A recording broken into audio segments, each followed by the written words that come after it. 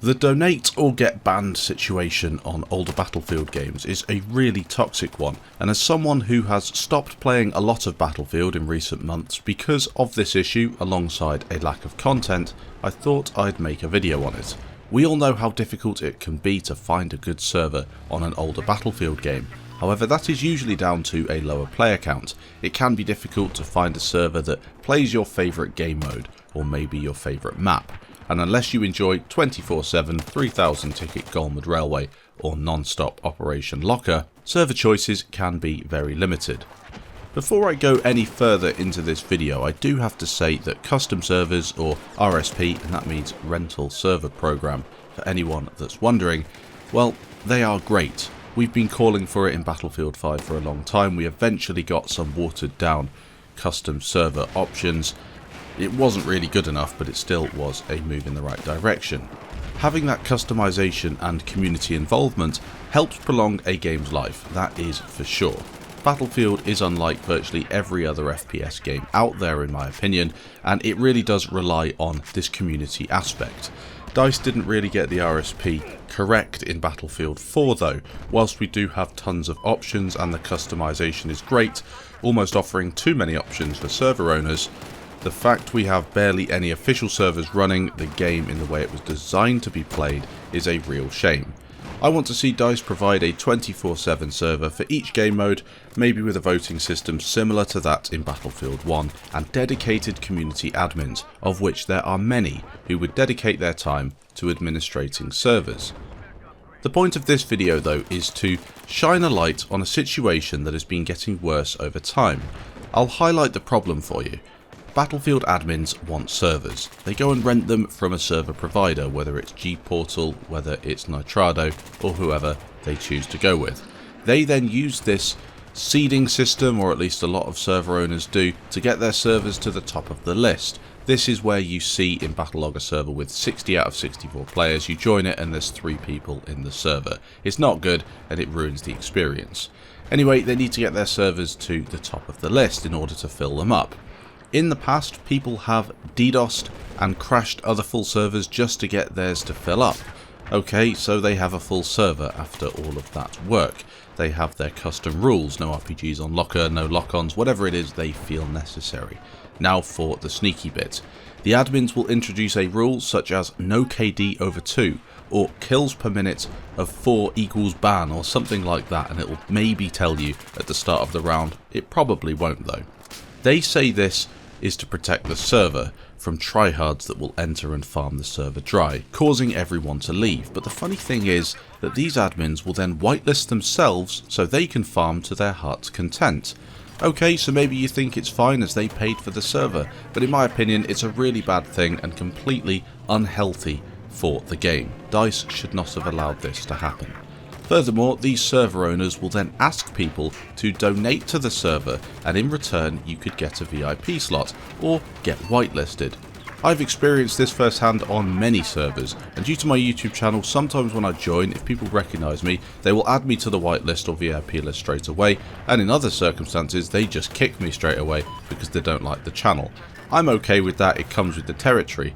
But for those people that just want to join, maybe they're quite a good infantry player and they go on a 10 kill streak and they get banned.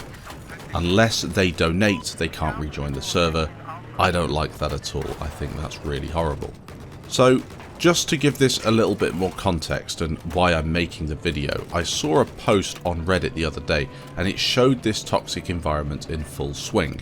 User Volcano Nacho, which is a great name by the way, has recently been banned from all VQ37 servers, despite donating a significant amount of money.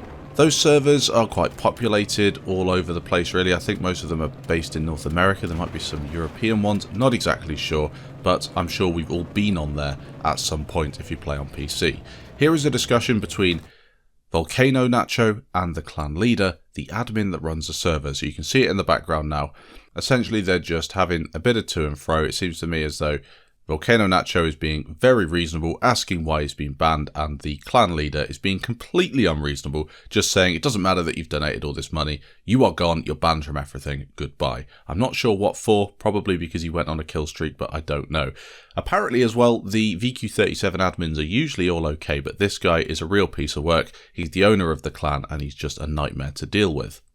He does state as well in the Reddit post that every member he's met, aside from the founder, are awesome dudes, so that lines up with what I know. He said he joined the clan a few months ago when a clan member suggested that he applied. He donated over $100, followed all the rules, assisted to the losing team the majority of the games that he was playing, which is a great thing. You don't see many people doing that to balance up the game. And he got banned out of nowhere by their overly sensitive leader. He says think twice before you donate. If you're a good player and have a high KD, expect to get banned. I'm not sure if the founder doesn't like good players because he's bad or because he doesn't enjoy people having fun. Anyway, apparently their clan leader, Aluminium Pints, is not a good player and he bans good people, even if they do happen to donate. So, a few questions really. My first question is, why would you donate to a server like this? It seems like something you would only do if personally you knew the clan leader or you were part of the clan and you wanted to keep the server running. That makes sense, right? Well, some people did actually answer the question down below, and it's a bit of a weird one really. He says that he played on their Dragon Valley server every day and thought it would be nice to donate. And in my opinion, I look at that like you donate to streamers. You don't have to donate to streamers, but it makes you feel good, doesn't it, when you donate and you give somebody something and in return they are maybe providing you with entertainment. I guess it's the same with servers. You have this little home that you join, you really like it, it's a great server, you know the people on there, you know the regulars, it's what you do maybe a couple of times a week, and donating $5, $10 doesn't seem like a whole load of money. It does add up, but there we go, maybe this is what he enjoys doing, so I can't really say anything bad against that. The fact that you don't get anything in return though does seem a little bit odd, and the fact that the admin can then take your money, because it's probably directly into his PayPal account, and just disappear with it. Awful. Shouldn't be allowed. As I said, it's this system that allows admins to buy servers and then players donate to keep them playing, and it does seem like a good solution in principle if everyone was a decent person, but a terrible one and a terrible owner like this Aluminium Pint can just ruin it for everybody. So to finish this video off, my solution to this, DICE should offer proper official servers with some voting systems that allow players on the server to kick obvious hackers, vote for the next map, and potentially they could add in other things such as a proper team balancer. Communities should be able to then rent a server directly from DICE, as we had in Battlefield 1 and a little bit in BF5 I believe, and the option should be there to create something similar to maybe the customization we had in BF3 and 4.